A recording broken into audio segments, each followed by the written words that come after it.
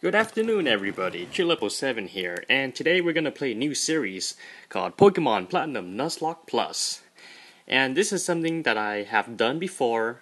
Well, not the Plus, but just a regular Pokemon Platinum Nuzlocke, and I have done it. I remember August 2013. Now it's March 2015, and I feel like I want to play it again. So let's get right down to it.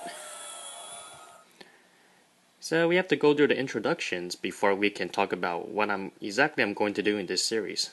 Welcome to the new world of Pokemon. And here's Professor Rowan. However, everyone just calls me the Pokemon Professor. Before I go any further, is this your first venture? No info needed, I'm pretty sure. I'm fine. Now, I have a Pokeball. Let's touch the bottom in the middle of the Pokeball, if you please. Oh man. Get the stylus out. There we go. Oh, Baneri! How nice. If there's a Lopunny Knight on this game, I'm just kidding. This is not 6th gen. This is 4th gen game. And even though we're behind the times, I kind of like to play it once again. Because it's fun to do so. Anyways, I gotta input my name. And yeah. Have to do some manual setup.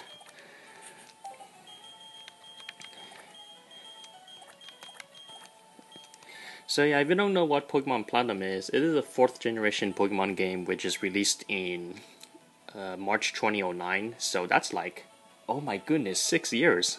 I'm getting old each year.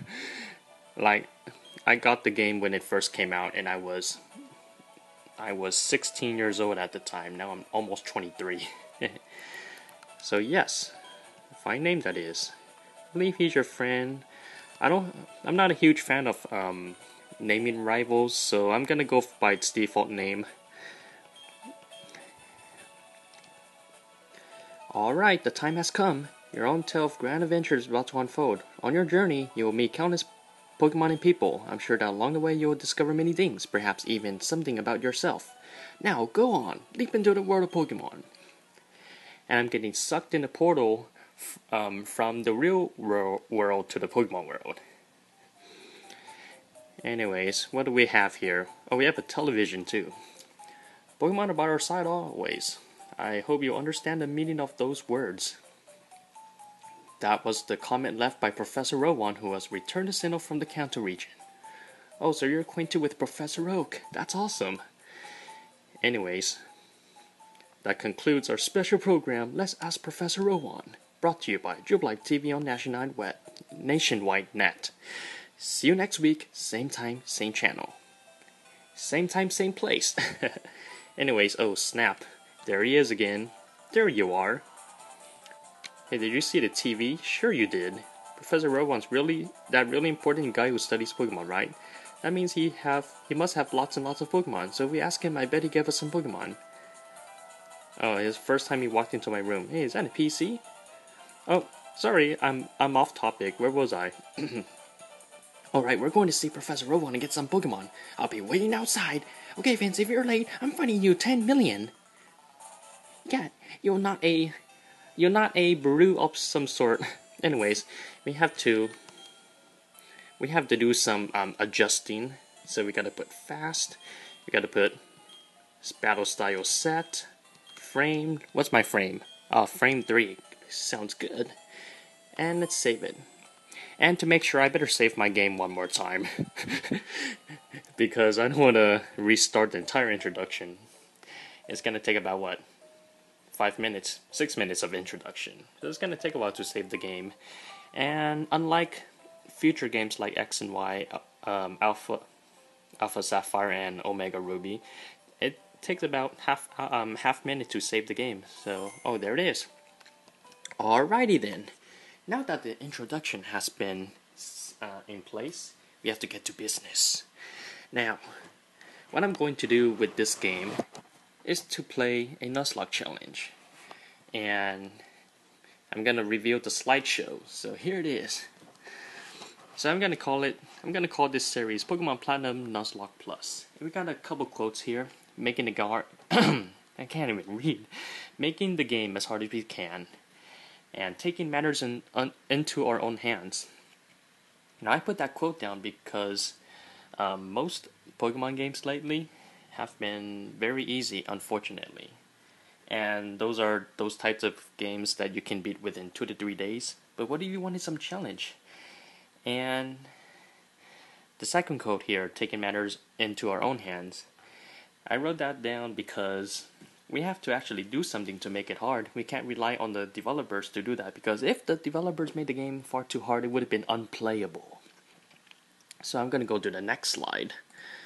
Now, if you don't know what the Nuzlocke is, I may or may not be able to put a link there on the description, maybe, but if I didn't, then I have it right here.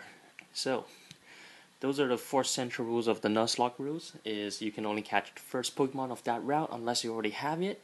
That is Dupe's Claws, and if you somehow defeat it, or that Pokemon flees, or if you ran away, there's no second chance for that route.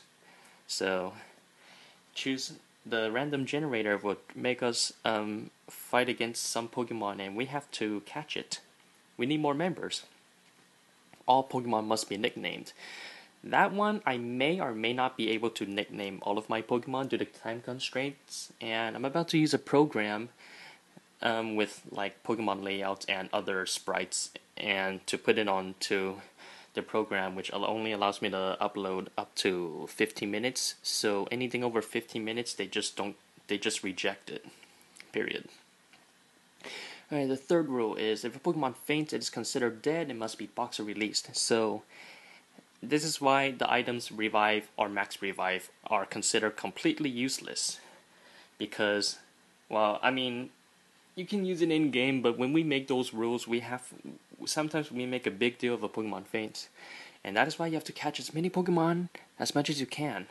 Well, restrictively, you can only catch first Pokemon. So I guess you might have a couple opportunities depending on how many routes are in this game or how many dungeons there are. And the fourth point is, if you lose any Pokemon battle, the game is over. Or in other words, if you white out because all of your entire team faints on any Pokemon battle, then the game is over. And the Nuzlocke is considered failed, and whether or not I want to continue after I failed remains to be seen. But you might think those rules are the only thing I'm going to implement. It is required, but I feel like I wanted something more, so I'm going to add additional restrictions. So, oh wow, the text is so small. I don't think you'll be able to see it clearly, so if I can try and zoom it in, oh well. I want to add a couple restrictions to it. So earlier when I was on the options screen, I adjusted from battle style shift to battle style set. What this means is, when you set to battle style shift, you're allowed to switch Pokemon when the AI is about to send out theirs. So you get to decide which Pokemon have the type advantage or anything, so it can get the job done quickly. That one, battle style sets, prevents you from switching Pokemon. It's just like playing Pokemon Wi-Fi battles. Okay, so for example, you KO'd the opponent's Pokemon. They get to send out whatever they want to, and you don't have the option to switch. So another restrictions I want to put in is level limits. So I was researching on Celebi, and those gym leaders have the Pokemon's ace, whose level is 14, 22, 26, 32, 37, 41, 44, 50, and 62 as his champion's ace.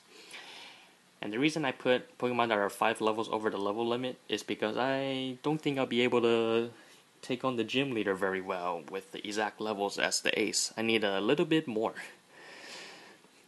And what happens is, if the Pokemon that I have is over the level limit, over 5 levels over the level limit, then I have to make my Pokemon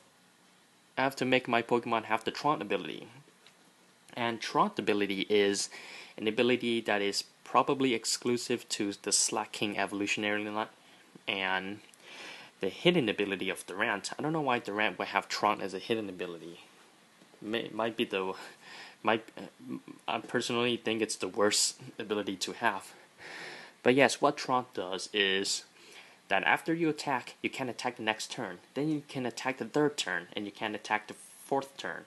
So what I'm effectively trying to do is after I attack, for example, let's just say that my Piplup is level 20 and I still haven't got the first badge. I have to make my Piplup not attack the second turn, so what I have to do is to waste a turn not attacking. So for example, turn 1, Piplup use Bubble Beam. Turn 2, I use Potion. Turn 3, I use Bubble Beam again. Turn 4, oh, I use the Pokeball. Yeah, that's this kind, etc. And let's see. Oh yeah, another one. You can only have up to 5 of each healing items.